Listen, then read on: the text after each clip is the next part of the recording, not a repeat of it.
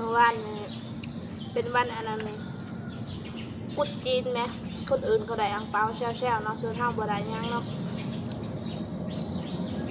สะออนคนที่ได้อังเปาเด้เนาะ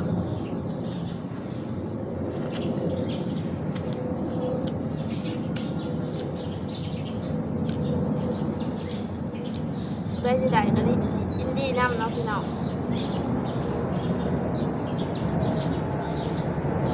สบายดีพ่อแม่พี่น้องเนาะมื้อนี้ก็มาพบกับสาวใจชาแนลคือเก่าเนาะพี่น้อง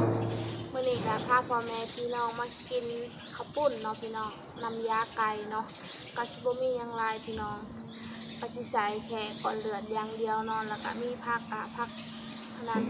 มักทั่วกับผักสลัดเนาะ2อย่างเนาะพี่น้องมาเด้อมื้อนี้ก็มาแซ่บๆคือเก่าเนาะพี่น้องน้ำข้นเนาะพี่น้องแม่น้ำมันบกเลยบ่อุ้ยน้ำก็ยุบพื้นไปเลยพี่น้องเลย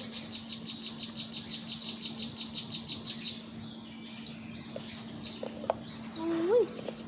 เนี่ยลายมาเด้อพ่อแม่พี่น้องลงมือเลยเด้อมาว่าลายยายหางเนาะแสบคือเก่ามาเนี่ยนะ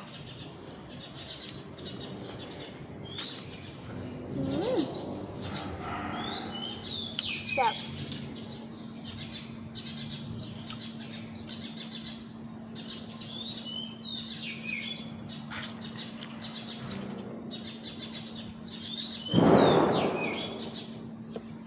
เป็นพักเนาะ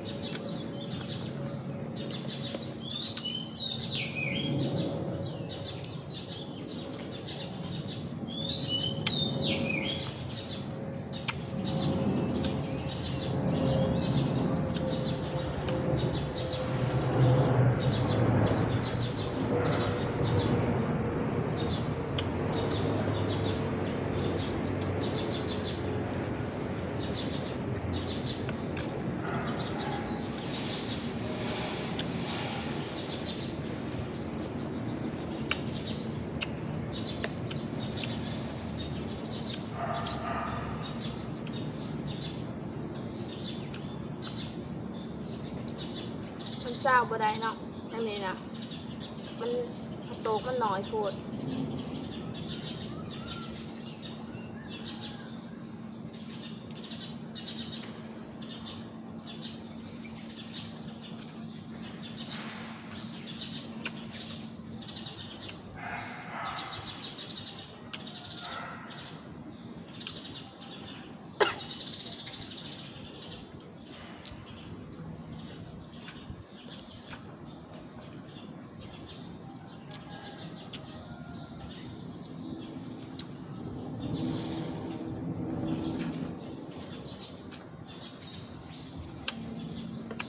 จับ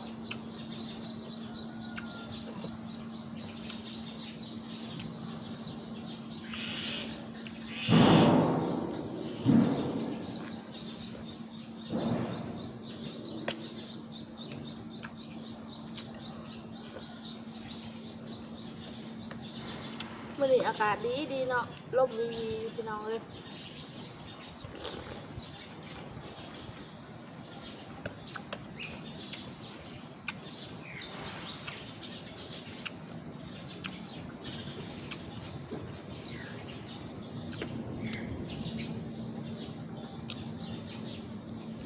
เมื่อวานนี่เป็นวันอันนั้นเลยกุดจีนไหมคนอื่นก็ได้อังเปาแช่ๆเนาะส่วนทางบ่ได้ยังเนาะสะออนคนที่ได้อังเปาเด้เนาะ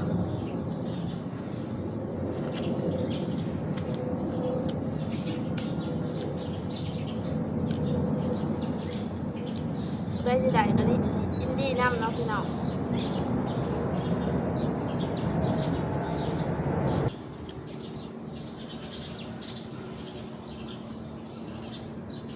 บริเหตุคลิปกับอาทิตย์วังหันกับบริเหตุ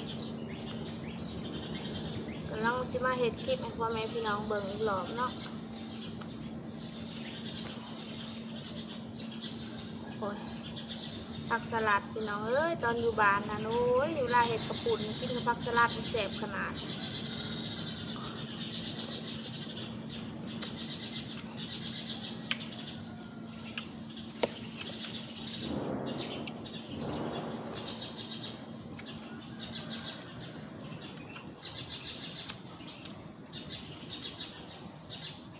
ข้าวกี่จะกินกระปุ่นไม่ได้กินดอกบ่มีเงินซื้อเนาะพอใหญ่มากแล้วเราหาเงินได้เลยจะกินกะซ้ำจะกินบัดนี้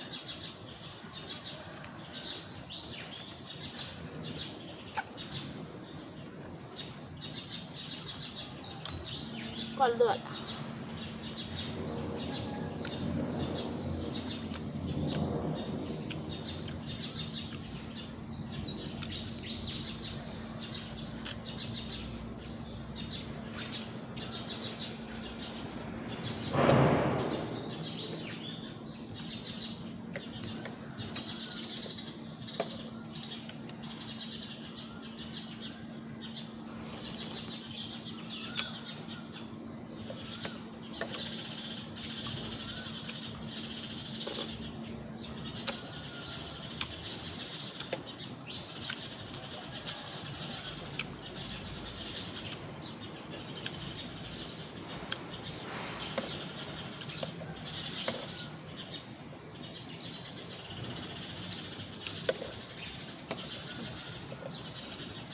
มานางกินอยู่หนองเนาะ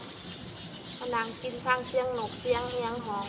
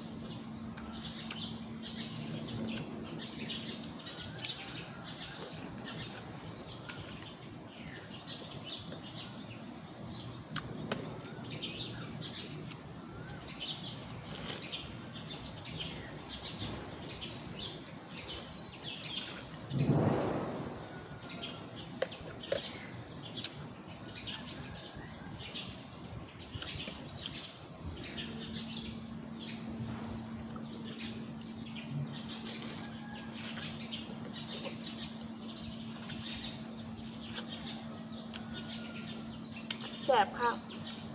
ตักคำใหญ่ๆเข้าไปโอ้ยจะแมันสะใจนะพี่น้องกินเต็มปากเต็มคำเนาะ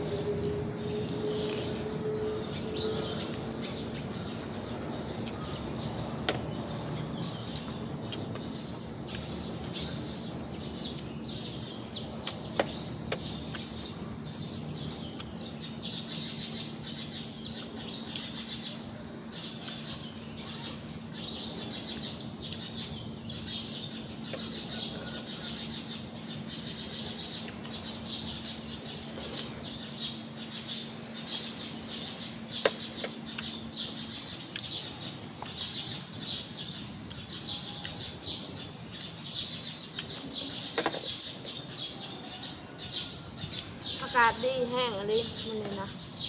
เมื่อวานเนี่ยนะฝนตกเมื่อวานพากันซักเครื่องซักตอนนี้ซักเครื่องแล้วฝนตกห้ามโอ้ยบ่แห้งดอกว่ะ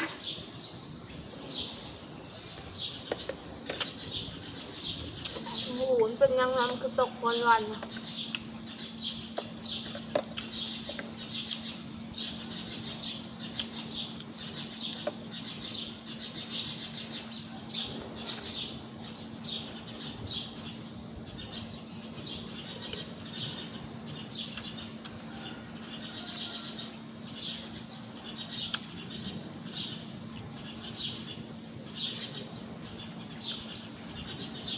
จบคลิปกันแล้วพ่อแม่พี่น้องเนาะไว้พอกันคลิปต่อไปเนาะ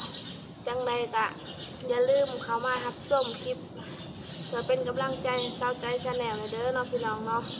ติดตามไว้เนาะเพื่อจะได้รับชมคลิปต่อไปเนาะไปเด้อบ๊ายบาย